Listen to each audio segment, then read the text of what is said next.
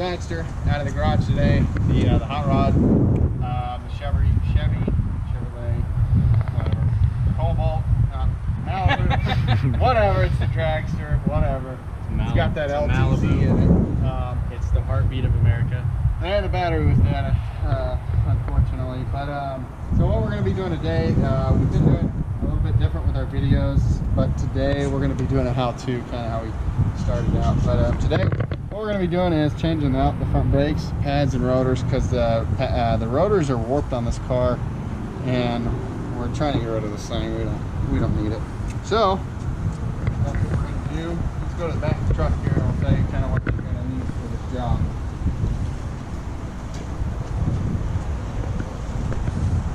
So, First thing is adult beverages.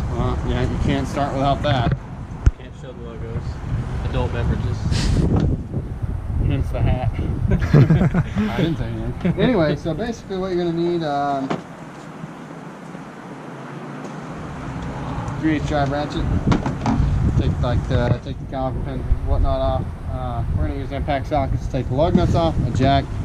That's honestly really about all you need. You get a big pair of channel locks. I didn't get them out, but a big pair of channel locks to compress the cylinder on the calipers, so you can get your new pads on, or you can use a C-clamp, whatever. Don't forget your common set of hand tools. Common set of hand tools always. I figured that was included. That's a common set of hand tool. Okay. Very well. There's two different size rotors for this car. So basically what we're going to do is take the old ones off, and then we're going to go down to the O'Reilly's and get the right size and get our new pads. So stay tuned for the rest of the video.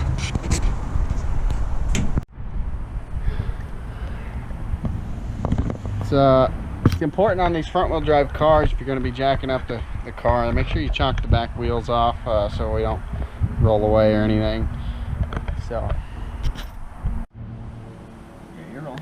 Alright, so first thing, we're going to take the this rim off here.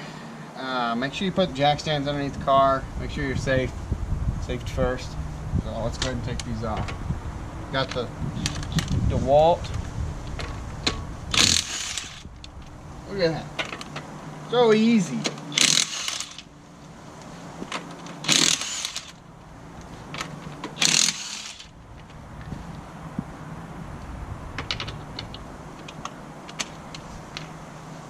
Early probably knows why I'm doing this, don't you?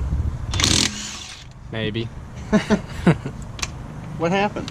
Why am I using a different size socket on that lug? It's not because it's a keyed lug. It's because you decided to take the friggin' chrome cover off that lug. Yeah. Wasn't my choice. The DeWalt just has so much power. It just happens. Put that over here. Alright, so these are our warped rotors. You probably never would be able to see it, but basically when you're driving down the road and you're coming to a stop, you can feel the warpage whenever you're rotating. It'll feel like an uneven stop.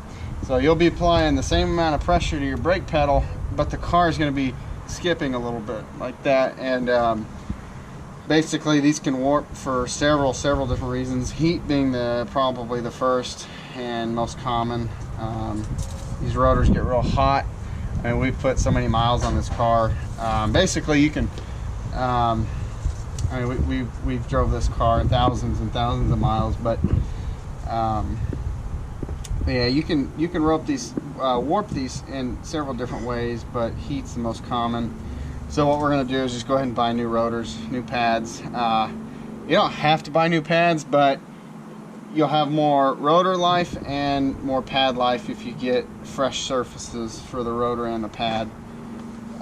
Both. So we're going to go ahead next and take these caliper pin bolts here off the back. The reason we're going to do that is I want to feel the cylinder and the side of the caliper. I want to feel it compressing, make sure it's not seized or anything. This car's been sitting for a little while, so we're going to do that now.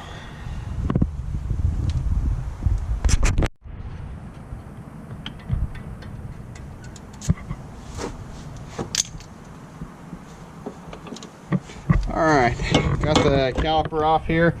Basically, we're going to compress this back here once we go to put the new pads on, but for now we're just going to kind of wedge this out of our way so we don't kink the brake line, and I think that'll work. I'm good with that. Okay, I'm good with that. So let's take these old pads off. Still quite a bit of life left in these. I mean, these are, I hate to just discard them, but again, you want two fresh surfaces, you know, for the pads and rotors. So those caliper pin bolts were a 14 millimeter socket, and I think the caliper bracket bolts, looks like those are going to be a 15 millimeter.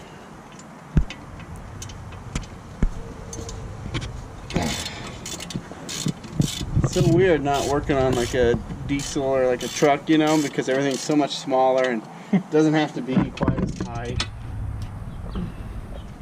Gotta zap it all up with that impact. Torque spec 1,200 foot-pounds for each one. Yeah, don't listen to that. I like a good joke every now and then.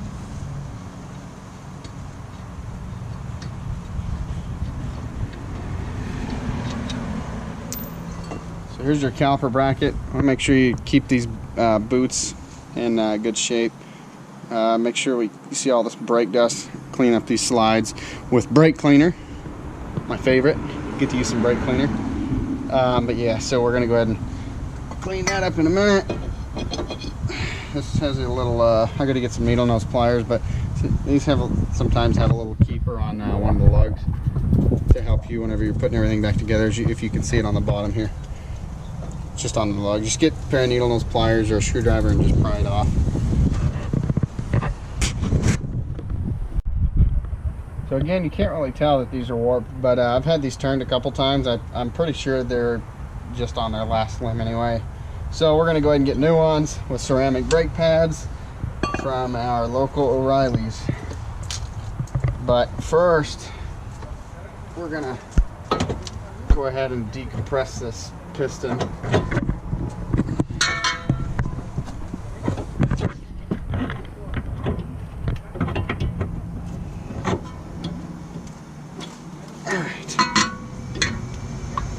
You just take your old pad, set it up there, take your big pair of channel locks, and basically what we're going to do here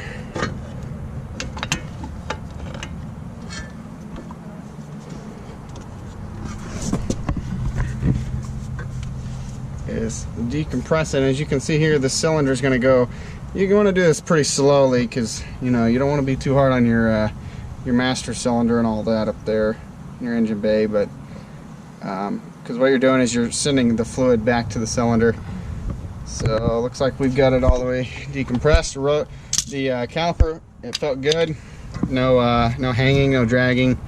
So we'll just get this stuff cleaned up and we'll head out to our O'Reilly's here. All right, take two. So we got the new set of 4. Is that okay? Yes. So we got the new pads, got the new rotors, got our new rotor on here. Thank you. Yes, sir. Cameraman one. New pads. So we went with ceramics. At this very moment, I don't remember why I like the ceramics more than the semi-metallics or whatever. But basically, go ahead and put some brake grease. I like these little packets. They're we don't have to buy a whole freaking tube, but any grease will honestly work. Just put a little bit in the slides here. And then you want to put a little bit on the metal, what do they call that? Anyway, this little metal backing for the pads here. Just make sure you put the contact point between the caliper piston and the... If you don't put grease on those, they will squeak. And nobody likes that. Yeah. So pretty much we're putting grease anywhere that there's going to be metal on metal contact. Absolutely.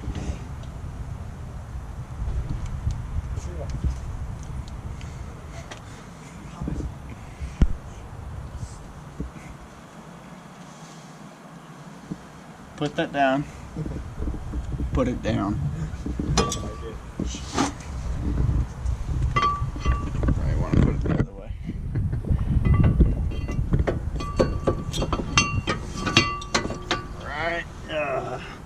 caliper bolt, your caliper bracket bolt. Go ahead, thread it in. Started by hand. I don't actually know the torque spec on these, but I'm gonna go with tight. Typically the torque spec would be what, 35 foot-pounds? I don't know. I'm just a curbside mechanic. Yeah, we're amateurs here. We're not actually professional mechanics, nor are we licensed or certified. So disclaimer, we are not responsible for any damage you may or may not do to your own vehicle. Don't try this at home. So that's the whole point, to try this at home. Yeah, it actually is. This is the whole point of the channel, is do it yourself, right? That's what the description says. Gentlemen, I really don't. All right, so basically, we got our pads on, greased, everything. So we're gonna put these caliper pin bolts back in, and then this side will be complete once we put the rim and tire back on. Again, I have no clue what the torque specs are for these. Gonna go with tight again. Probably 35, but it'll be fine. Who knows? It'll be fine. Hey, will you give me the socket out of the 4-port there? 14. Alright, so it's very important not to over tighten those caliper pin bolts, because you will strip them. They're very easy to strip. Done it before. So basically this side's done. We're gonna move on to the next side. Ready? What? I am sitting.